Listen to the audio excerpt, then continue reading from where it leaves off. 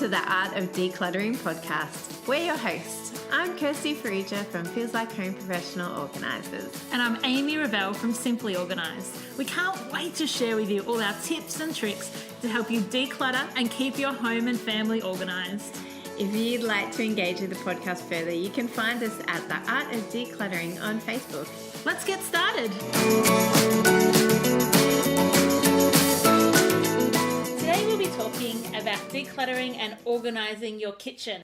But before we get into talking about our kitchens, we just wanted to say thank you. Oh, we are so blown away by the response of the Art of Decluttering. We cannot believe how many people are listening to us every week. We are so humbled. Like, we thought that, maybe a few people would listen to us, and we have just been completely blown away by how many of you are coming back week after week, leaving us reviews on iTunes, leaving us reviews on our Facebook page, and encouraging us that we are helping you to transform your lives. Like, that just blows our minds. Hey, Aim. It is crazy. And last night I jumped on and saw that 40,000 downloads in the last 7 weeks. 7 weeks. That is crazy. So thank you. And we love the interaction. We love hearing from you, things you'd love to hear us talk about. And we're getting like photos every day, texting and messaging on Facebook, just showing us how you're actually doing it. Like, what we're providing you is practical and shows you exactly what to do, which makes us humbled, blown away, and really excited about all the new episodes that are coming up. So we have just been on Sunrise. That's why we're together again. Whoop, whoop.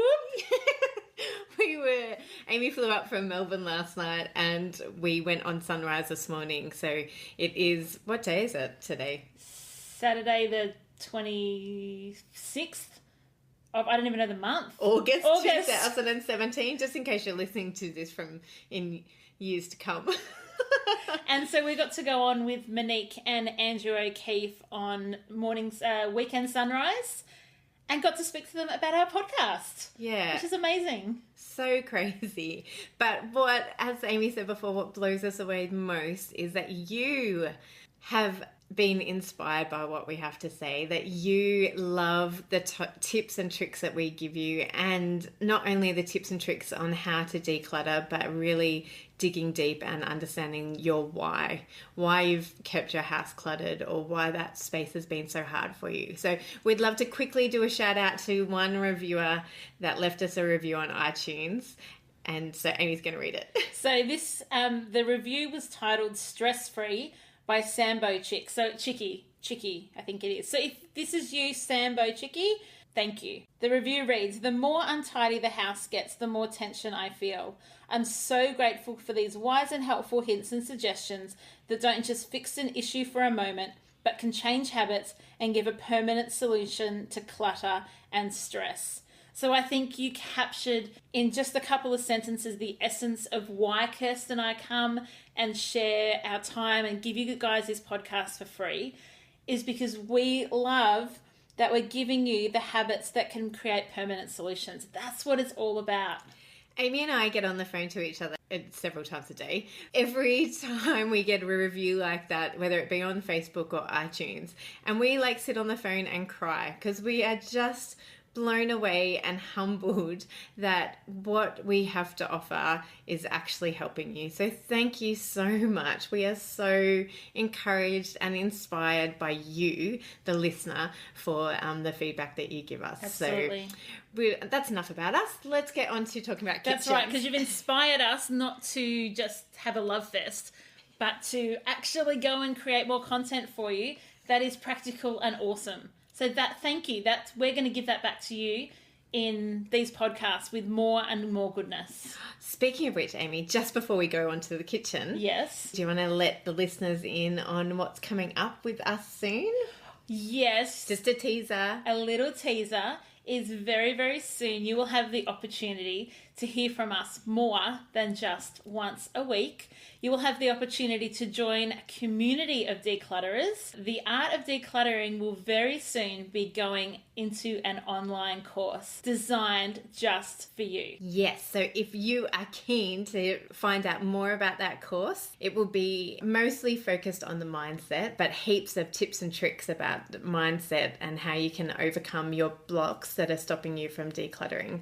And we cannot wait to share more of that in the coming weeks. So keep your ears peeled, keep your eyes on Facebook looking for promos on this. So, but if you do want to hear more about it, then just send us a PM and we'll, with your email address, and we'll get you on our list. Brilliant. That is just going to be so exciting. So Amy has just discovered that she says so exciting 3 or 4 times a podcast. So she is trying to monitor herself and trying to change her habits and trying to change her mindset around coming up with different phrases that mean the same thing. It's so exciting. I'm a very excitable person. And I'm excited about our kitchens. Kitchens, Amy. What wisdom can you bring to this topic for us today? I really enjoy decluttering kitchens because the time saved in an organised kitchen is multiplied by every meal that you eat in there. So we're in our kitchens constantly. I've got 2 very hungry boys, and we are really in our kitchens all the time. The fridge is open all the time, crockery and cutlery and the dishwasher's on, and there are dishes being washed and put away and food being prepared, what feels like constantly. Is it the same in your house? Yeah, definitely. We are in there for good many hours every day, and I'm presuming that's the same for most of you listening. When you go into people's homes, Amy, what do you start with when they're feeling overwhelmed and cluttered in their kitchen? Great question. The first thing I would always do is go in and we scope the kitchen out. So I open up every cupboard, every drawer, all the overheads, and have a look at the kind of configuration that people have in their kitchens. Because some people have lots of drawers, others have cupboards. We had someone this week put on our Facebook page, could we please talk about the corner cupboard? And what do we do in the lost vortex that corner cupboards can become? So we will address that and talk about that a bit later on. So the first thing I do is always just kind of scope out what we're working with, what the kind of storage solutions are, and then we go category by category. And so it would be, for instance, I would usually start with something simple like dinner plates and the dinner crockery. So we would pull out onto the kitchen bench or onto the kitchen table every single plate, bowl, side dish, soup bowl, pasta bowl that you own. Yes, no matter where it is in the kitchen. Clean or dirty. And yeah, exactly. And whether or not you keep your good crockery in one cupboard and your everyday crockery in another, like get it all out so that you can see all of it. And that goes for everything in the house. Like you need to see visually everything of that one category, because otherwise you forget. You know, for instance, I don't know, this is a bit off topic from kitchens, but for instance, with clothes, you know, if you've got them in different bedrooms, you're like, oh yeah, no, I've organised all my evening wear in my walk-in wardrobe, but you've got some in the spare bedroom that you forgot about. So I think that's the same for the kitchens. Do you find that with people that you work with? Definitely. And so I think the good crockery and the everyday crockery is a great one to remember. So pull it all out and then we do a stock take. We pile them into their sets and actually see what's there, and so that you actually can see the quantity that we have, because it is almost guaranteeably more than you thought you had. Guaranteeably. This is the the podcast where you learn how to use the English language really good. Guaranteeably more than you thought, but also by categorizing it with the different brands means that you can see if you've got what I call crockery orphans. I love that term. I love it. So the crockery orphan is the plate that's remaining from a set that you had that all the others have broken and you have just the one left. And it's the same for glasses and mugs. If you've got just the one from the set, it's your orphan. So what's really good with the orphans that you have is that you can say goodbye to them because they're left there. They don't have any little friends that they can be packed away with. And really, the chances of you using the orphan is quite low, particularly when you've got a beautiful set that you would normally keep. So I would go through, decide how many settings do you want to keep for your family? So Kirsty, for your everyday dinner set, how many settings do you have for that? We probably have, that's an excellent question, Amy. You're not sure? No, I think we have about 10. Okay, and I've got 12. So that's fairly standard. Yeah, so we both a family of 4, and you definitely want more than that if you're a hospitable family and you love entertaining and having friends over. You don't want to always have to use your good crockery, although I would suggest that maybe you don't need good crockery set that you got from your wedding that you never ever use, that we are both looking at each other because we both still have them. I got the most beautiful crockery set for our wedding. Have you used it? Oh, yeah. Yeah. We use it quite a lot. Okay. So if we have anyone over for dinner, we use it. The reason we don't use it every day is you can't put it in the dishwasher because it's silver plated. Yes. And you can't put it in the microwave when someone's food's cold or you want to reheat something. Yeah, so that's fine if you actually use it. But I know totally do. We have used our good set maybe twice. So here's something that is interesting with our good set is it came with dinner plates, it came with salad pasta bowls, dinner plates, but it also came with teacups and saucers. So what we did only a couple of years ago is we got rid of the teacups and saucers. Because even though it's a set, I would never ever use the teacups and saucers. They're just not my thing. And they're little. They're tiny. And, like, everybody uses mugs these days. And my mugs are beautiful. Like, I'm really careful with the mugs I buy. So we got rid of the part that we didn't use. And I think sometimes you need permission to do that. If you buy a set and you don't like the type of bowl, it's okay to send those brand new bowls to the op shop because somebody else will use them and love them. So, Kirsty, that's how we would go through the crockery. If you were in a person's home, what would be the next thing you would do? Utensil drawer is Good one of my favourites because that's so easy to get quick runs on the board. So easy because you empty it out and you go, how many spatulas do you need? How many ladles do you need? How many wooden spoons do you need? Because most people have even more than one drawer of utensils, or they have jar on the bench that holds utensils next to their saucepans, next to their hot plates. I can't talk today. I'm so excited. Using Amy's words. So I find utensil drawers really easy to really start questioning how much you actually need.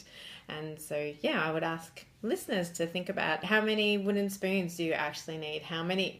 For instance, at the most, I think that if you've got 4 or 5 burners on your stove, you don't need any more than 5 wooden spoons. And I would actually argue that you need a whole lot less than that. That's a great way to think of it. Yes. How many wooden spoons can you actually use at one time, even if you've got all 5 hot plates going at once, which I admittedly have never done, but I'm no chef. And I think some days if I'm having a bit of a cook up and I've got a pot of soup boiling away and I've got like muffins in the oven and I'm making some patties, yes, you use them all, but it's really not that hard to quickly wash one in between using it on something else.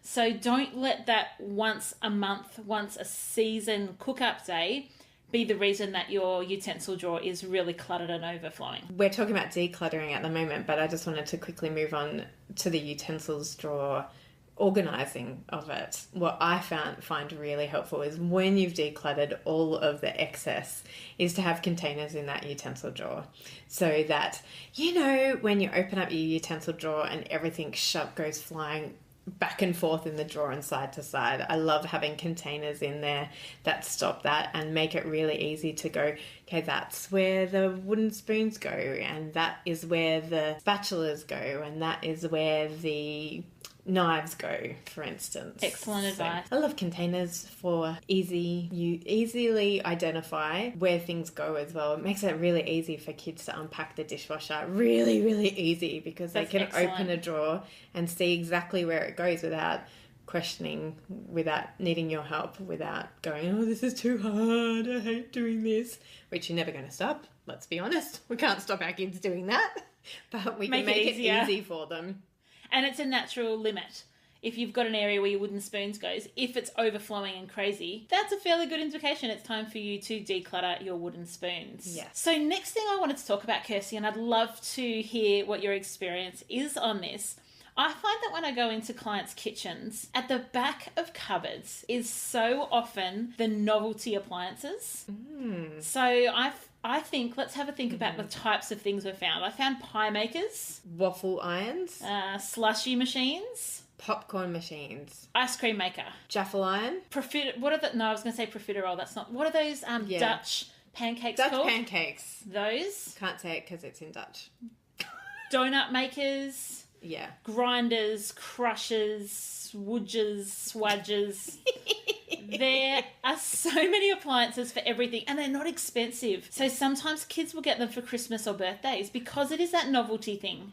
Yes, and I was speaking to my girlfriend the other day, and she was saying that her friend actually gives her daughters those things because they then feel a sense of ownership and possession over it, and it makes it really hard for my friend, to declutter it because they go, oh, it's mine, That's we can't get rid of it. And the trick is with those kind of things, you might use it a couple of times. You might make pies from scratch several times. But once that pie maker gets pushed to the back of the cupboard, it's a fairly good indicator that maybe you're not going to be the pie making kind of person. And maybe that's why they're called novelty items, because the novelty wears off. And once the novelty is worn off, you have our permission to talk to whoever it is who owns it and send it off to your local op shop for somebody else to use it. Yes, let that thing go. And I have a public announcement to make.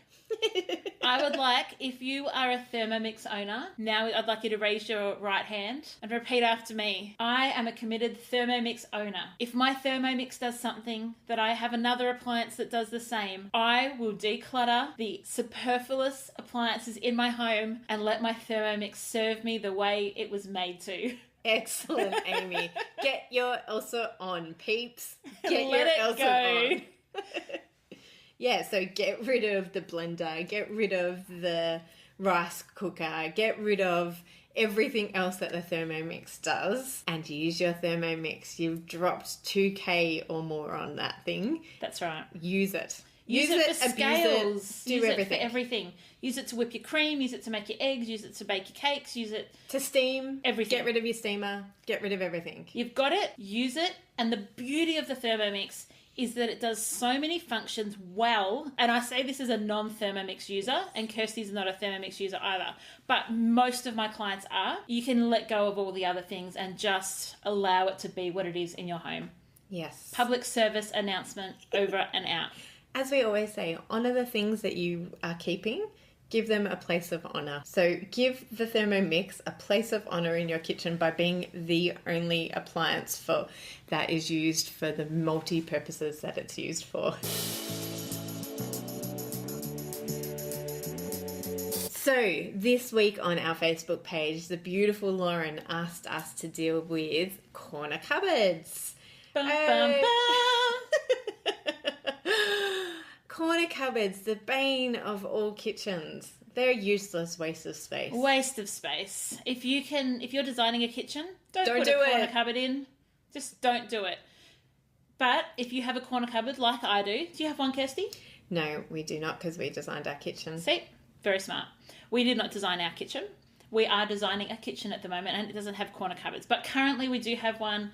I see them in kitchens all the time. So we're going to give you our best tips and tricks about how to use that space well without necessarily having to spend $800-900 on getting one of those Fandango, open the cupboard and everything comes out. If you can afford it, those things will use your space well. Yes, so do that if you can afford it, because you will then get back all that space by having that. There are ones that spin around. There are others that as you open the door, the whole drawer, like the whole corner cupboard, comes out into an area where you can reach everything. So that is totally the best way to use that space. Kirsty, give me some tips how you've used that space for other people. Well, as always, we declutter it, because normally you will find in the back of that corner things that you never use because you can never get to it. It's too hard. It's too frustrating. You have to get down on your hands and knees and climb right into that cupboard. And it's dark. Yeah, and dusty, Yeah, usually. gross. So, declutter it, and I am sure you will find things that you no longer need. Or, if you absolutely love it, give it a place of honour that's not in the back of the corner cupboard so that you can easily get to it. So, hopefully that will save you actually even needing to use that back cupboard, because then you can just use the two shelves, the two corners that aren't connected at the back. The parts that are at the front where you can get to very easily. So if you don't have enough space in your kitchen cupboards that you actually need to use that space, if you've still got leftover products that need to go back in there, I would definitely recommend putting back in there the very seldom used things like platters, like serving bowls, or your crockery set that you did get for your wedding, or that you know, as an heirloom, things that aren't regularly used, because we want to put regularly used items as close to the front as possible in our cupboard. Recently for a client, I used the back of their corner cupboard for bakeware. Now, it wasn't bakeware that they use all the time, it was novelty bakeware, so shapes, cutters, nozzles for their piping bag, all those kind of things for pastries, and we put them in a big container. So all she had to do was move the saucepans were at the front, take out a saucepan, and then the whole container could come out. So she didn't have to ever fish around at the back, but things that she wasn't using as regularly was still relatively accessible when she was ready to use them. Excellent. So here's a tip for across the kitchen, pantry, kitchen cupboards, everything. You should only need to move 2 items to get to what you want to. Or actually, like that, the item that you get to should be that second item. Correct. So move in that corner cupboard, you move 1 saucepan to be able to get to that box of baking goods. One move, it should take 2 moves to get what you need in anywhere in your kitchen, actually anywhere in your house. Bathroom cupboards, laundry cupboards, everything, 2 moves. Move the item in front, get to the item that you need. That's fantastic. Items at the front should be the most used items. That's my tip. That's my goal for today. That's excellent. That's really good. When you're in your kitchen, something that often is difficult to place is things like a strainer, a grater, those kind of things that are kind of an odd shape, but you do actually use them relatively regularly. So I'd be interested, Kirsty, have you got kind of a trick for that? Or what would you say to people if what do I do with my strainer? I use it almost every day. Is it okay to pile things inside of each other in the kitchen? Or is that a bit of a organising no-no? It is not a no-no. Piling is good, but again, 2 items at the most. Don't ever pile saucepan upon saucepan upon saucepan, unless you have those big deep drawers in your cupboard and the bottom saucepan is your absolutely least used saucepan. So what we do with our colander is we tip it upside down so that the big rim is sitting on top of a saucepan lid. The big rim? Yeah. So you've got the dome that comes out over the top? Yes. Right. Because then it will balance on top of the saucepan lid that it's sitting on. Instead of like sitting up and always falling over and always getting in your way for other things. So we tip the colander up and put it on top of the saucepan lid. Again, I'm using my hands here and Amy's like... No, I can see. It's on top of the lid. I was picturing it just balancing on top of the rim. No. You went on top of the lid. That's really clever. Yes. That's really clever. Ours sits in another saucepan. bowl. Yeah, that's right. Yeah. Yeah, well, we put ours on top of a saucepan that is not very much used. Brilliant. And then you've gone with your rule, 2 moves. Yes. I think this 2-move rule that Kirsty's just come up with is brilliant. I didn't come up with it. Oh. And I've been using it for years and I'm like gobsmacked that you don't do this. Never heard of it. Really? Never ever heard of it, but I love it. I mean, I think I probably instinctively do it. Yes. But I've never thought about it as a 2-step process. Excellent. See, even I'm learning things today on the Art of Decluttering podcast. Yeah, we learn things from each other all the time. That's brilliant, Kirsty. Thank you. And with our grater, we put that at the front of a cupboard that is not very much used. So the only time we really go into that cupboard... Actually, look, I lie. I've just realised where it is. It's a very often used cupboard, but the shelf that it's on is not very often used. So it is the first thing that you see and the first thing that you grab because That's use brilliant. It like several times a week. Yeah, exactly. Ours is exactly the same. It sits in front of our platters. So the platters, yes, we use, and I bake at least once a week, and so the platters are coming out. But the grater is so easy to pick up and grab from the front. And then when I need the platters, it's a 2-handed move. Grater out, platter out. Do you know, I think that... Does Cal really love cooking? No. Oh, okay. I was going to say, Simon loves cooking. Really? Yeah. But I like baking. I do like baking. It's a bit... I don't know, it's a little bit homely of me because I'm not a particularly homely... I don't like cooking, but baking just makes me feel like I'm kicking goals in life. You feel like you're a mum when you're baking? Possibly.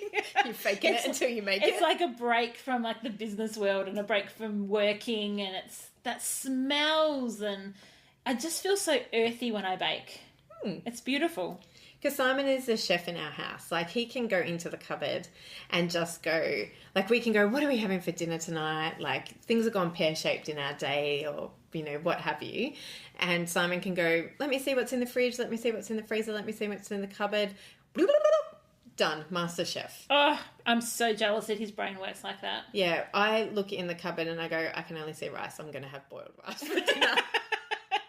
Gourmet boiled rice with cracked pepper. But we'll have a lovely dessert to go with it because I do enjoy baking. That's brilliant. You guys make a good team. Yes, we are a good team. He is amazing. He does the lion's share of our work in our house. Like, what a legend. Yeah, Cal's the same too, isn't he? He does. We are very blessed to have partners who are loving and kind and think that it's part of their role as a father and as a husband to serve us well, because we are working mums as well. Next topic, Amy, what are we going to talk about? What's another category that we can give tips on? Well, I think it'd be good to talk about saucepans and frying pans and the different options. You've got a kitchen that you designed, so you obviously were able to know what you wanted to keep in it, and I've inherited a kitchen in a home I bought, so it'd be great to talk about that from both perspectives, and how do you work in a space, and how, if when you've inherited it, and how do you design a space to really work around the hardware that you're going to be using. Yes, so I know that it's really popular to have drawers in kitchens at the moment. I love drawers in kitchens. Yes, and I know that you're a huge fan of it. And I'm like coming round to the idea, and I totally see that it works for other people. But when Simon and I were designing our kitchen, we decided not to, because we like the exercise of squatting and bending down and getting into our cupboards. So we had no problems with designing cupboards instead of drawers in our kitchen. But what we did do is we put an extra shelf. So our walk-in pantry is obviously in our kitchen, but it's an extension of our kitchen bench, albeit it's got a wall in between it. So we put in our walk-in pantry, I think we may have mentioned this in the pantry, I don't know if we did or not, we've got a bench all the way around, but we decided to put a bench or a shelf underneath that bench, and that's where we store our saucepans. Oh, excellent. So they're not in the kitchen proper, they're in your walk-in pantry. Yes, and they're all visible, and you can just grab them then. Yeah, we just grab. We don't have to open a cupboard, we don't have to open a drawer, we just go in and grab. That's fantastic. Yes. So I love that you've got that second shelf that doesn't even have cupboard doors on it. No. Oh, Kirsty, that is brilliant. Is that your dream kitchen? That is really good. Yeah. And because it's in the pantry, so we can close the door, so it doesn't have to be an eyesore. But it's not an eyesore, it's a kitchen. People are used to seeing that type of stuff in kitchens and pantries. Surprise, surprise, there's saucepans in the kitchen. Yeah, exactly. So in our house, we've got the corner cupboard is our pots and pans cupboard. And so we do have to stack them too deep. We don't keep our saucepans with their lids on in the cupboard, purely from a space perspective. We just don't have the space to pile them fully on top of each other. They have to be nested. And so that's how we keep them. We're pretty careful to not keep too many though. So we've got 4 pots, 2 frying pans, so one big, one smaller, and then a girdle. Are they called girdles? Griddle! Girdle is what you wear around yourself, and a griddle is what you use in the kitchen, Amy. Here, listeners, here's our blooper reel for you right here in the middle of the podcast. It's a live blooper reel where Amy can't remember the name of her. Can you tell that I'm not really the chefy type? So we have one of those frying pans with the grooves, whatever those are called, and a wok. So that's the entirety of our pots and pan collection, and they do sit in that corner cupboard. And I will be the first to admit it can be a real pain sometimes in corner cupboards to find them in there. But it's easier to keep the larger items in there than I think it would be if I had, for instance, my plastics in a corner cupboard. Oh, plastics in a corner cupboard? No. No man's land. Yeah, plastics are a no man's land. When it comes to plastics, my big tip is to, where possible, keep them in drawers. And if you don't have drawers, keep them within containers. Because you've got 2 components to most plastic items: a base and a lid. And if those are not within the same area as each other, you're just not going to use them because it's just too hard to find them otherwise. So I personally store all my plastics with their lids on, and I stack them like with like. And I can access straight away any of my plastics that I need, and they're all perfectly organised in a drawer. We have cupboards, as I've just mentioned. So how do you do plastics in a cupboard then? So we use some of the plastics as the containers. Excellent, that's what I agree with. Yeah, so we nest all of the plastics, all of the containers together, and again, like with like. So the bigger ones are the containers, and then we put all the same small ones together and stack them up in those containers. Brilliant. And then we have another one of the containers that holds all the lids, and they're side by side. So they're not together like you have them, but it's very easy to find the lid. Because the lids are all together. Yes, the lids are all together, because there is nothing worse than finding the container and never finding the lid for it. I am absolutely dumbfounded sometimes with the amount of plastics that we throw out when I do a person's kitchen. Simply because we can't find the lids or the bases and we don't have sets. And so the best way to save money in your plastics is to have them where you can access them and use them both together. Another trick that I have for your plastics is to buy the same brand of containers for your plastics. There's several reasons this is a really good idea. The first is because it stacks in your cupboards, in your fridge. They stack on top of each other and it's really easy. The other is if you crack the bottom on one and the top on another, you don't have to throw out two different sets. You can actually just mix and match. Excellent. Which makes sense if you want to save money and save space in your kitchen. Another thing that I find in people's kitchens is school lunchboxes and water bottles. Excellent. Heaps. Amy, do a lot of people that you work with have lots of lunchboxes, school lunchboxes, and lots of water bottles? They absolutely do. That's a category that I pull out separate to plastics. Yes. So when we're pulling out plastics, we're talking about containers that you would put carrot sticks once they're cut, where you would put leftovers and things like that, where you would go to the park and put some crackers and cheese in for the kids to have a snack. And then I would pull out your lunch boxes, including your insulated lunch bags and your drink bottles separately. And then we just kind of look at it and say, well, how many do you actually need? This is what you need. Yes. In my opinion, is a lunchbox per child and an insulated bag per child if you use insulated bags. I have a qualifier on that. Go for it. Depends how good your kid is at losing their lunchboxes. All right. My children have never lost a lunchbox. How do you lose a lunchbox? My goodness. Come and meet my children. Come and meet my friends' children. Come to our school. Come to our school. Losing your lunchbox. Yeah. And so it's very frustrating if you only have one lunchbox. Fair call. So they may not completely lose it. They just may not bring it home from school. So then if you don't have an alternative, what are they going to go to school with tomorrow? That's really good to think about because I've never had a child lose a lunchbox. Welcome to the rest of us, Amy. Welcome to the real world, Amy. So there you go. The qualifier is, why don't you have a backup lunchbox? Yeah, so just two. I'm not saying you need 5 That's or right. 7 or 10, but just have an alternative. Now, that can be the plastics containers. Think outside the square. It doesn't need to be A duplicate of the one thing. Yes, it can be another thing. But for those of us who have children who leave their lunchboxes at school or lose them altogether, have a backup. With drink bottles though, go through your drink bottles and again, maybe have one backup, but I would say have one backup for the whole family. Like you do not need, if you're a family of 5, you do not need 20 bottles. I have a qualifier for that one, Kirsty. So we're a family of 4.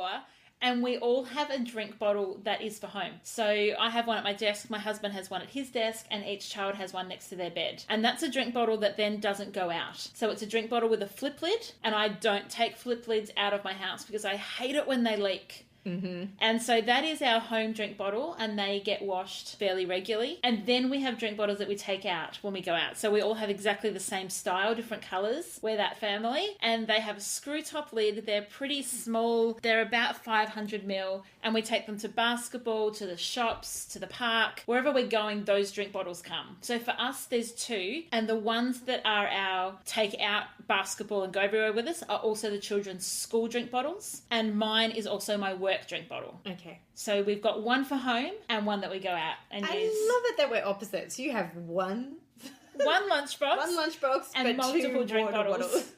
We have the opposite. We have 2 lunchboxes and only 1 water bottle. And this really shows you that families who are very similar, we live very similar lives with 4 of us, similar home-life balance, can have different rules. Like there's not one blanket thing that we ever want you to feel like, oh, you have to be like us. We're telling you our experience, and you take the principles and you take the vision you have for your home and you make this beautiful creation that works for you and your family. Yes, your unique family. Perfect, Amy. Love it. I'm sure that we have missed lots that you would love to know about your kitchen. So please hop in the comments up, on Facebook, or let us know however you want us to let us know what else we have missed in kitchens. And we will be sure to do another podcast on kitchens. So have no fear, peeps. Have no fear. There is more goodness to come. And as always, please let us know if there's anything you'd like us to cover. We read every single message that comes through because we love you guys and you're part of our family. Yay! Team Art of Decluttering. Thank you, guys. And as we said, if you haven't yet watched our interview on Weekend Sunrise on our Facebook page, jump on and have a look at that. And as we also said, our sneaky little course coming up in the next few weeks. So keep your ear to the ground for that also. Thank you so much for your time. We do not take it lightly that you have spent this half an hour with us. We feel so honoured that you have taken time to do the gym with us, do your dishes with us, go to school with us. Like, we just feel so honoured that we can be part of your lives. So thank you also for being part of our lives. You are awesome. You can totally do it. And thanks for joining us. Bye. Bye. Thanks for joining us. If you've learned something awesome today, do a girlfriend a favour and share this episode so she too can learn the art of decluttering. You can find me, Amy, over at simplyorganised.net or on Facebook as simplyorganisedpo. You can find me, Kirsty, over at feelslikehome.net.au or on Facebook as Feels Like Home PO. Don't forget, you can see the show notes in your podcast app, so if there's anything you want more information on, then check it out there. If you love what you hear, we would really appreciate you leaving a review on iTunes, and you can always subscribe to us. We hope you've enjoyed listening and that you've learned some great tips and tricks to help you declutter and keep your home organised. We hope you have a great rest of your day and enjoy the freedom.